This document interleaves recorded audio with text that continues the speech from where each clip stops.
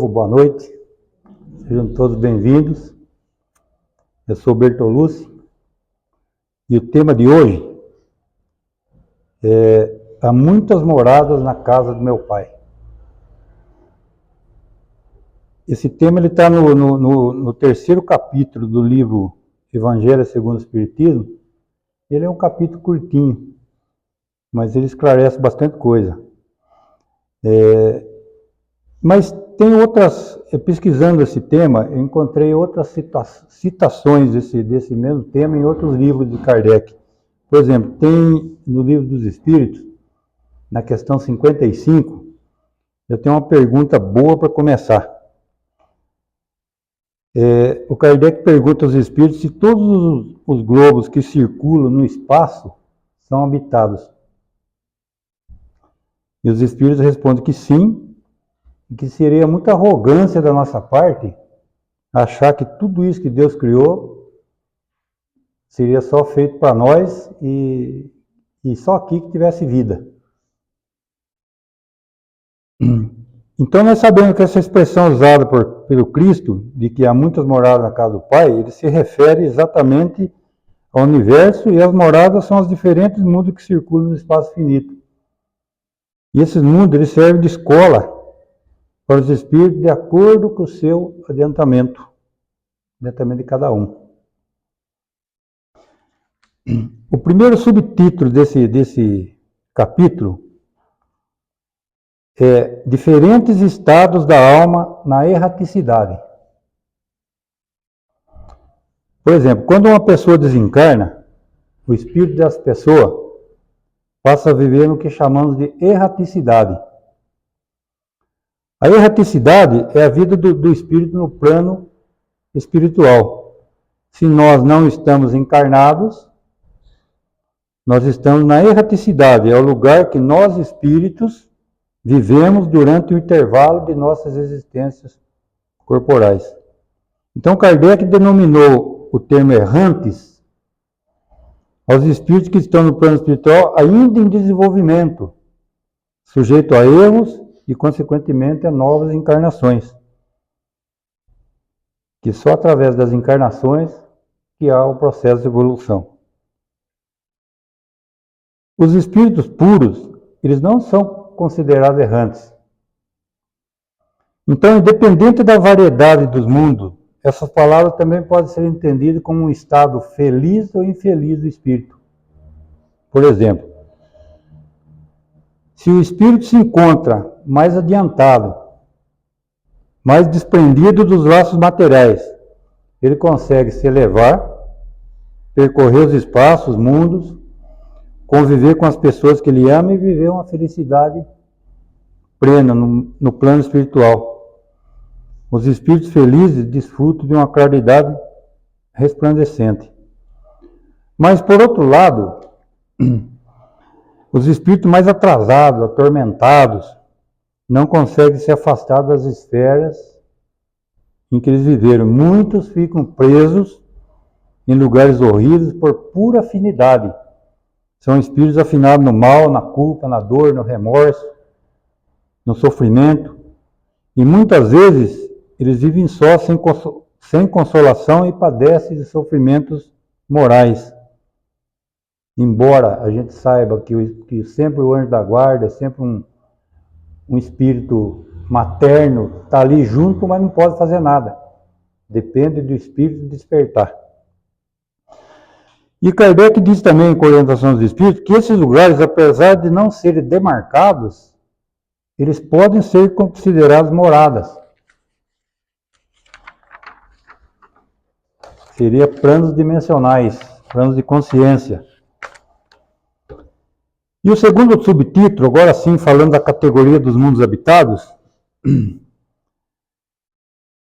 através dos ensinamentos dados pelos Espíritos, nos foi revelado que existem muitas diferenças entre os vários tipos de mundo criados por Deus. Essas diferenças elas se dão pelo grau de adiantamento ou de inferioridade de seus habitantes. Então nós temos mundos inferiores e mundos superiores à Terra, tanto física como moralmente.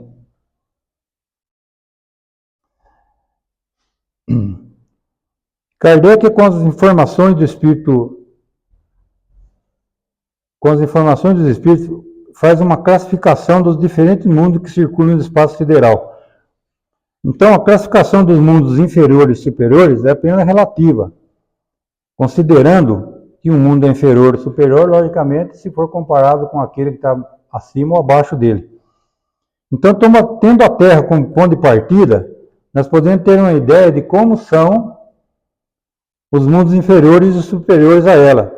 Se olharmos a existência dos povos vivendo ainda de forma primitiva, pelas variedades de cultura, pela complexidade de sentimentos ainda existentes no homem, nós podemos imaginar como são os habitantes dos mundos primitivos, dos mundos mais atrasados do que a Terra. Então, nesses mundos, a existência ainda é toda material. A vida moral é quase inexistente. O mal predomina e não existe nenhuma delicadeza no trato de um com os outros. Nenhum sentido nobre de preocupação com o outro. Apenas a da sobrevivência a qualquer preço. A lei que impera é a lei da força bruta. Pode mais quem é mais forte fisicamente.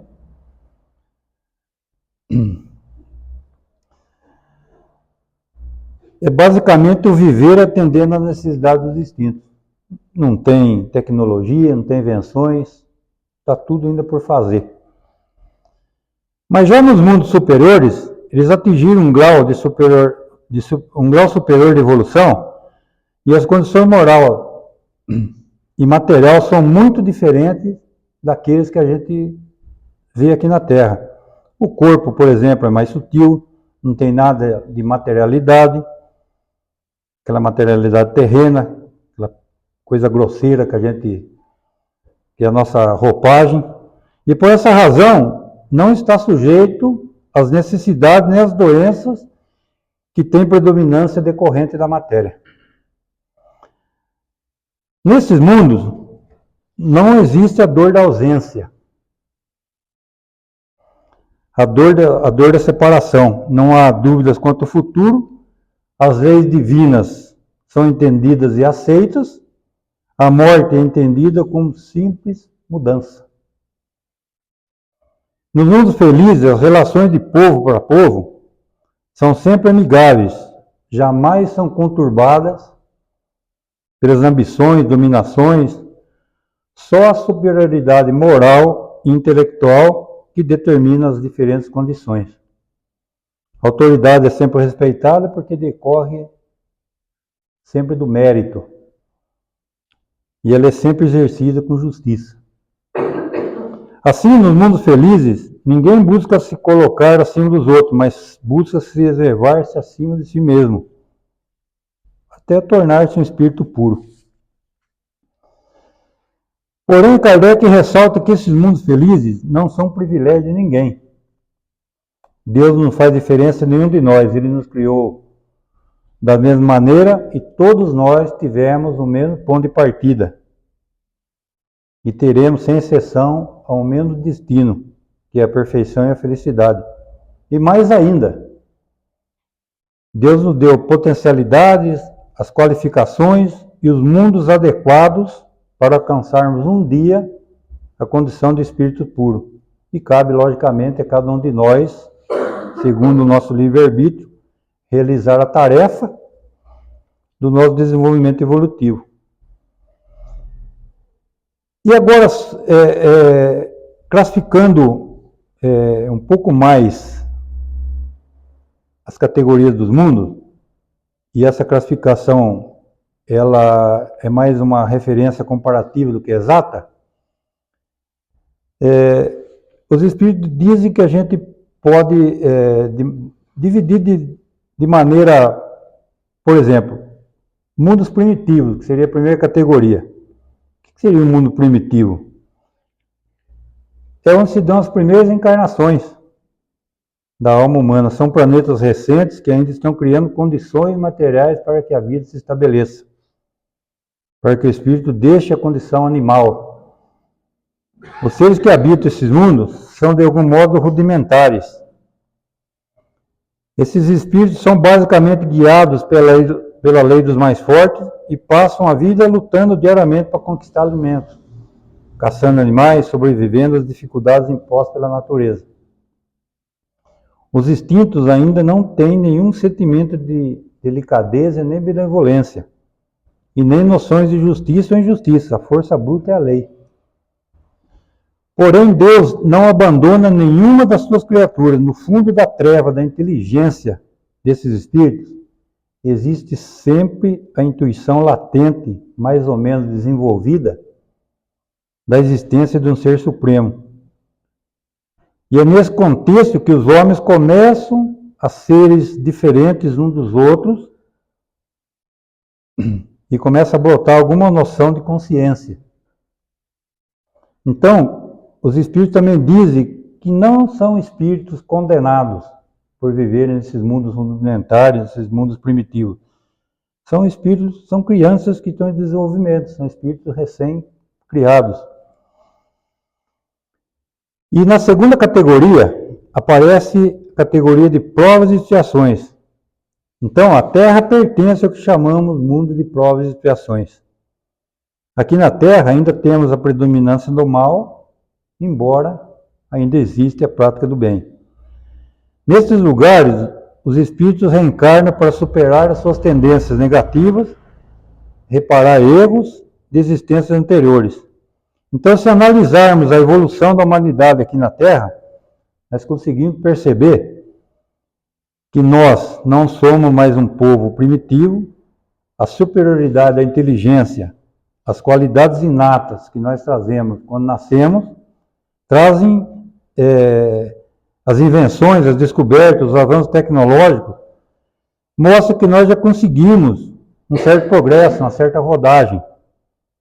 Mas, por outro lado, conseguimos ver também inclinações ao vício, agressividades, maldades, às quais estamos propensos. São indícios ainda de uma grande imperfeição moral.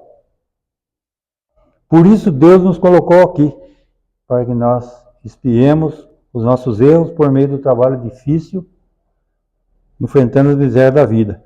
E esse trabalho desenvolve as qualidades do coração e da inteligência. É assim que Deus, na sua bondade, faz com que o próprio castigo sirva de proveito para o progresso dos espíritos, até que tenhamos mérito para podermos migrar para um mundo mais feliz. E o Evangelho segundo o Espiritismo traz uma nota importante. Ele esclarece que nem todos os espíritos encarnados aqui na Terra são a elas enviados para expiação. A expiação serve sempre de prova, mas nem toda prova é uma expiação. Tem muitos que encarnam aqui com propósito missionário. A terceira categoria é dos mundos regeneradores. Os mundos regeneradores são intermediários entre os mundos de prova e expiação e os mundos felizes.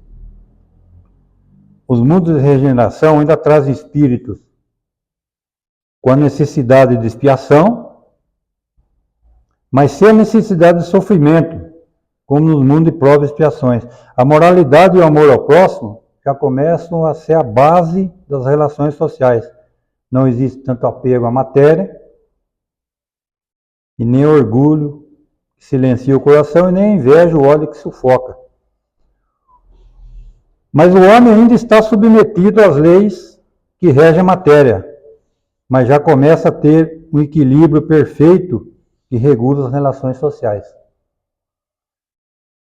A quarta categoria é dos mundos felizes. Nesses mundos, o que prevalece já é o grau de adiantamento moral e intelectual de cada ser, pois possuírem condições fisiológicas mais sutis que lhes proporcionam entendimento mais sensível das leis universais. O sentimento de amor e fraternidade é que une todos os homens nesses mundos felizes. A quinta categoria é dos mundos celestes e divinos. são as habitações dos espíritos depurados, onde exclusivamente reina o bem, visto que todos que lá vivem já alcançaram o cume da sabedoria e da bondade. Os espíritos encarnados em um determinado mundo não se apegam a ele indefinidamente e não completam ali todas as fases do progresso, pelas quais deve passar para chegar à perfeição. Então, quando os espíritos atingem um grau de adiantamento que esse mundo permite, ele passa para um outro mundo mais avançado, e assim por diante até atingir um estado de espírito puro. Nós podemos fazer uma comparação simples da jornada dos espíritos nos diferentes mundos em que ele percorre, como a de um aluno que ingressa na escola ainda criança. Ele começa nas séries iniciais, vai passando pelas séries, vai aprendendo, passando pelas provas, até chegar nos graus superiores, mais elevados. À medida que ele aprende todas as lições que aquela escola oferece, ele vai para uma escola mais graduada para seguir seu aprendizado.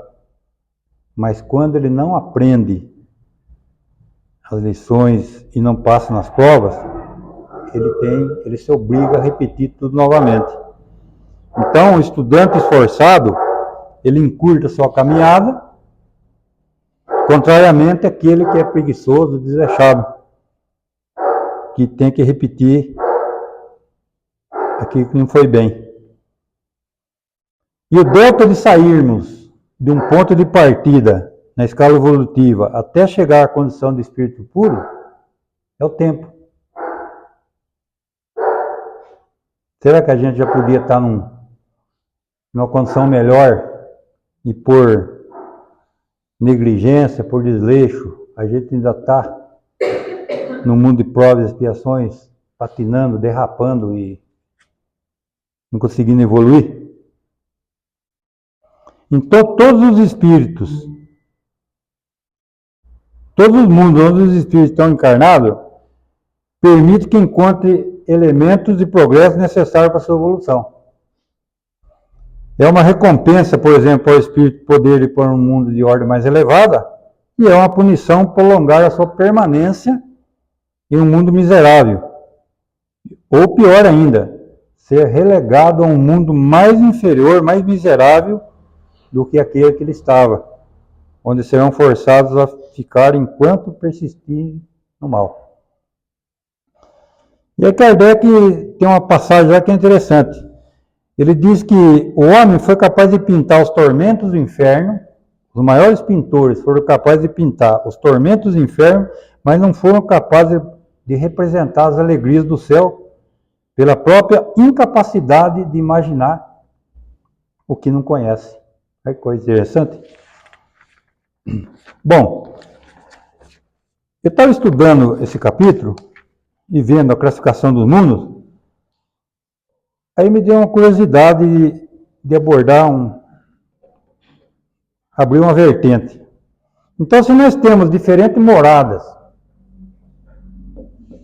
que circulam no espaço, temos nós que somos moradores, que também, como os mundos, nós também temos uma certa classificação. Dizem os espíritos que a gente pertence a 3 ordens, e essas ordens se subdividem em 10 classes. Ora, então, como se dá essa relação de eu morador com o mundo que eu vou reencarnar? Será que é por escolha? Eu tenho o direito de escolher? É uma imposição da espiritualidade maior? É uma atração? Eu atraio o mundo me atrai?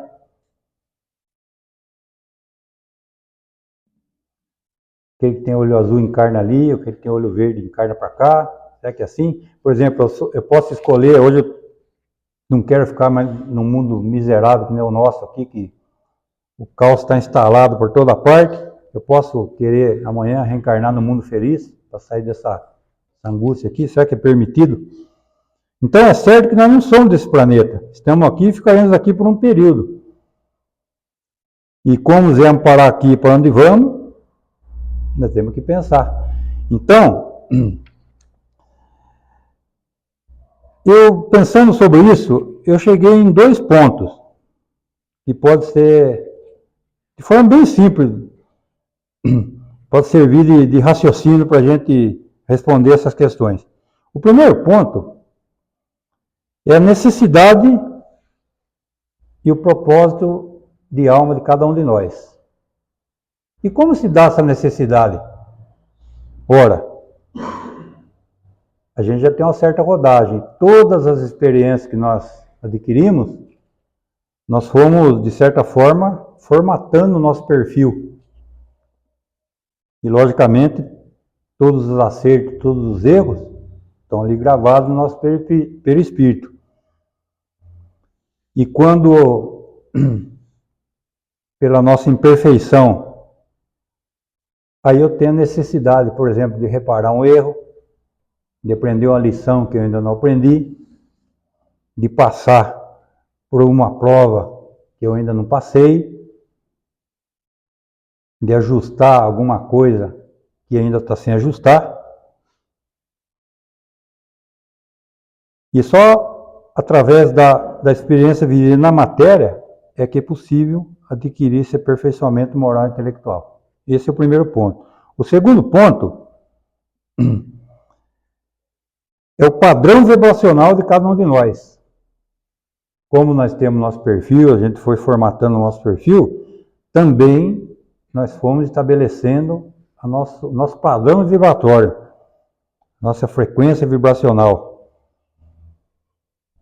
E essa frequência nós trazendo na nossa estrutura energética, que foi estabelecida com as experiências ao longo das nossas vidas, e essa frequência ela vai se conectar a padrões vibracionais com os mundos e os planetas compatíveis que possam receber a gente. Então, não é tão simples assim a gente formatar o nosso propósito de alma, vou para lá, vou para cá. Tudo obedece a um contexto. E não é um contexto só individual, é um contexto coletivo. Porque onde eu estou rodeado com a minha família, das pessoas que precisam estar junto comigo, né? Dos lugares onde eu trabalho, lugares de estudo. Porque eu preciso dessa convivência com todos. Tem ajuste para ser feito, tem coisa que eu ainda preciso melhorar. Então, a conclusão que fica é que sempre vai ter um cantinho adequado para nos abrigar na nossa jornada. E o terceiro subtítulo, ele fala da destinação da Terra e da progressão dos mundos. Então veja bem, nós vivemos num mundo de expiação e provas. Fazemos parte de uma humanidade que ainda está muito presa dos valores e prazeres materiais e temos ainda dificuldade de perceber os valores espirituais. No entanto, o progresso é uma lei da natureza. Essa lei, todos os seres da criação, animados ou inanimados, são submetidos pela bondade de Deus. Quer que tudo se engrandeça e prospere. Porque tudo que morre para renascer, tudo morre para renascer, e nada volta do nada, por nada. A própria destruição, que aos homens parece o final de todas as coisas, é apenas um meio de chegar pela transformação a um estado ou uma condição melhor.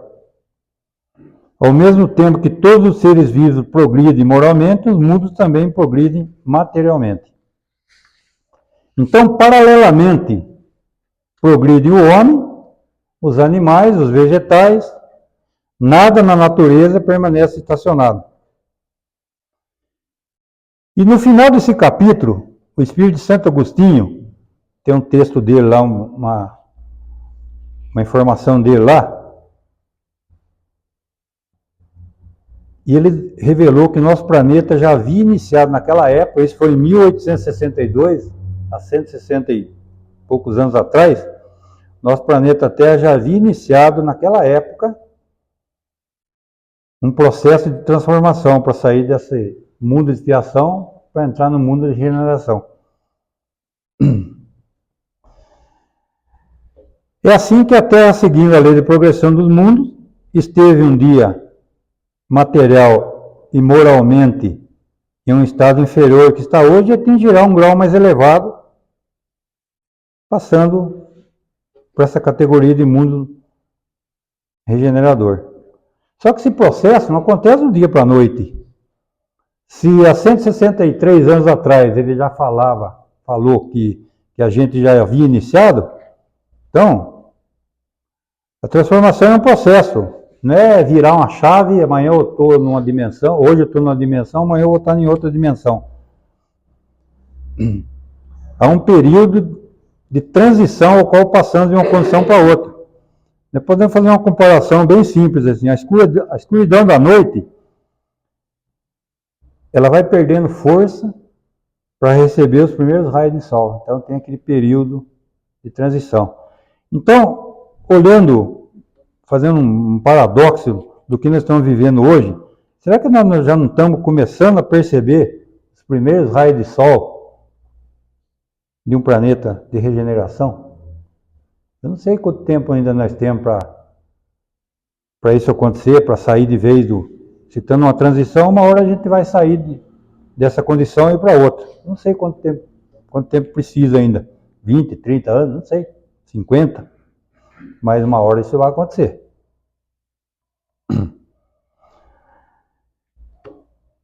Eu gostaria de, para finalizar, queria deixar uma mensagem que está relacionada nesse terceiro subtítulo aqui, que é Destinação da Terra.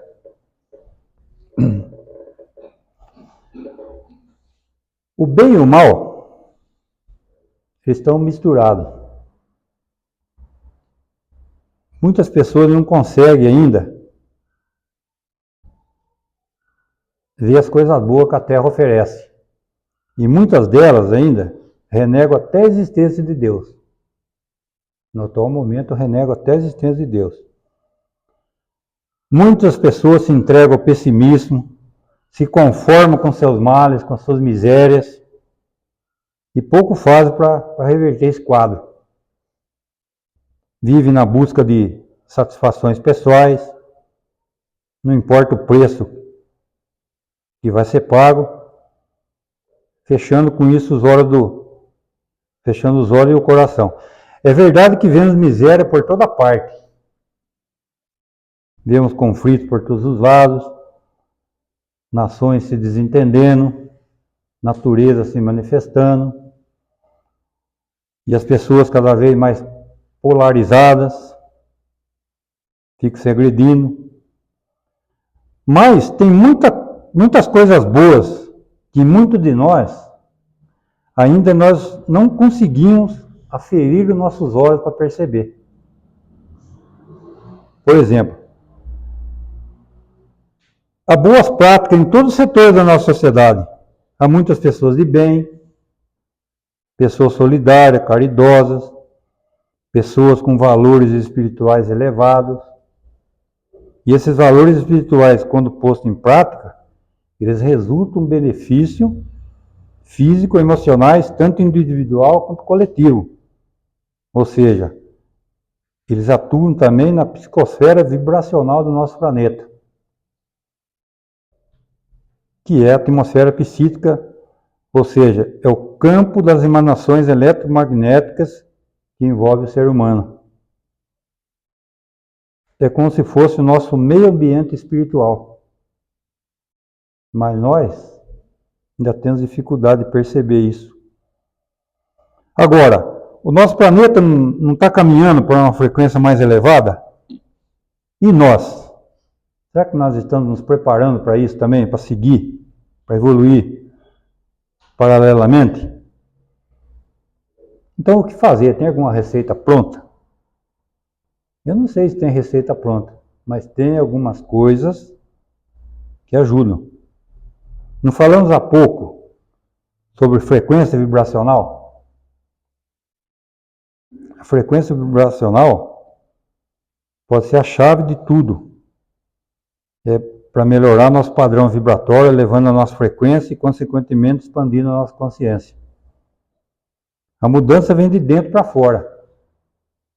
Então, não seria o momento, talvez, de olhar para dentro de nós e, consequentemente, expandir nossa consciência, melhorar aquilo que não está bom? Já foi dito aqui na palestra da semana passada que o homem é a sua própria mente. Então, será que a gente não teria que controlar melhor os nossos pensamentos? Pensamento é matéria, energia, tem frequência. Melhorar os nossos sentimentos, controlar as nossas emoções, verificar e zelar pelo nosso comportamento e nossas atitudes, ao invés de alinhar nosso padrão, nossa frequência com o caos. Tentar buscar o equilíbrio e a coerência entre aquilo que pensamos, aquilo que falamos, aquilo que fazemos. Então, pensando um pouco sobre isso, agora é uma coisa particular minha, eu tento fundamentar a minha vida em 4 pilares.